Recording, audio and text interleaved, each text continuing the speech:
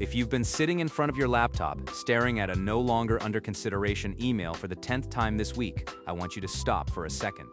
Take a breath. If you're sending out dozens of tailored resumes for those high-level roles, the ones where you know you're qualified, only to meet a wall of silence, you aren't failing. You're likely suffering from something I call the bilingual gap.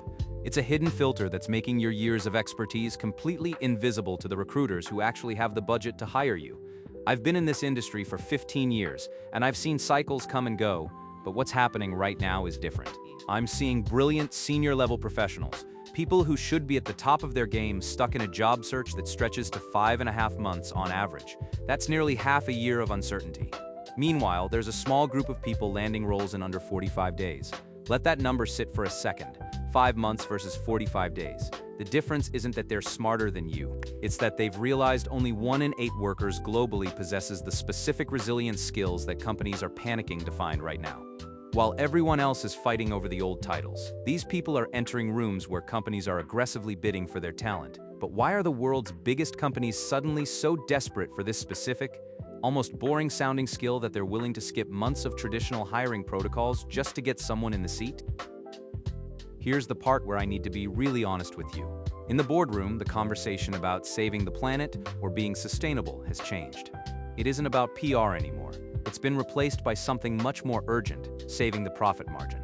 Last year alone, climate-driven disasters cost the US nearly $93 billion. $93 billion. When a company loses that kind of money, it stops being a social responsibility issue and starts being an insurance crisis.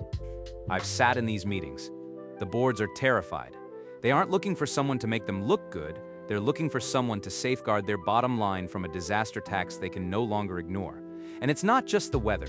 There's a new regulation called the CSRD that mandates detailed risk data for over 50,000 companies. This has triggered a hiring war. They don't just need data experts. They need data-fluent translators who can tell them if their factory is going to be underwater or if their supply chain is going to snap in 2 years. Here's where it gets really interesting. Most candidates are still talking about digital transformation or efficiency. But the board is looking for insurability. If the company can't prove they are resilient, they can't get insured. If they can't get insured, they can't operate. So if the problem is financial survival, what exactly are the people who are landing these $350,000 roles doing to prove they can solve it? I want to introduce you to a new archetype, the resilience architect. I saw this play out with a colleague of mine last month. He was a senior infrastructure manager, a solid digital expert, but he was getting ghosted. He made one shift. He stopped calling himself an IT lead and started positioning himself as a resilience architect for tech infrastructure.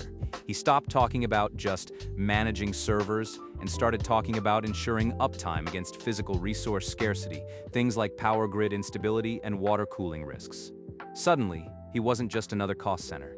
He was the guy protecting the company's most valuable assets. Now, this is the part that changes everything. These resilience architects at major firms are now commanding base salaries that break the $350,000 barrier. Why? Because the demand for this green talent grew by nearly 12% last year, which is more than double the rate at which people are learning these skills. It's a massive loophole. You don't have to go back to school for 4 years. You just have to realize that the most valuable skill in 2026 isn't coding the next AI. It's translating physical, real-world risk into a financial truth the CEO can understand. These people aren't just getting luckier. They've realized that being a digital-only expert is now a liability. If your work only exists on a screen and doesn't account for the physical world, you're replaceable. But if you're the bridge between the digital data and the physical reality, you're untouchable. Now, let's talk about the elephant in the room: AI. You've probably heard the doomsday stories about AI taking over professional roles. But here's what I'm seeing from the inside. In 2026, AI isn't coming for your job.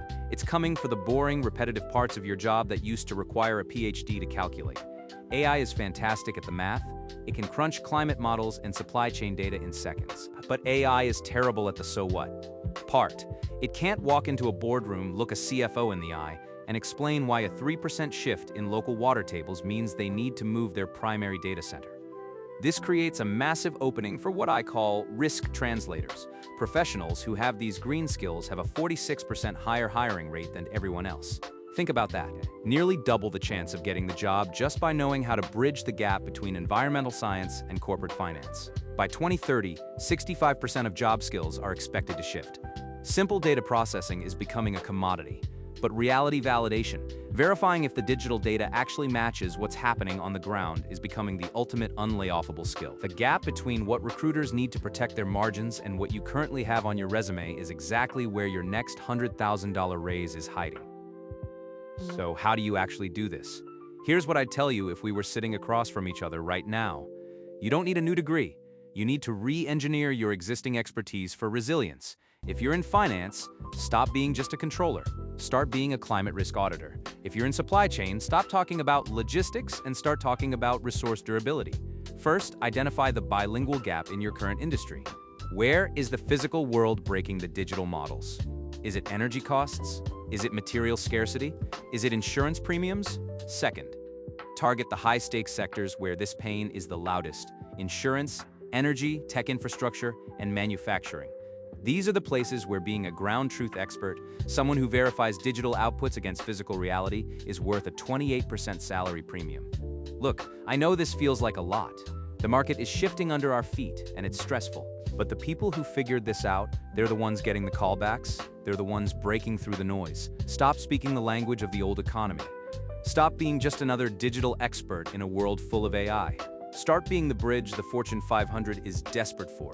Because in 2026, corporate survival isn't just a goal, it's a role. And for the right person, it's worth exactly $356,000. I've seen this work. I know it can work for you. Let's get started.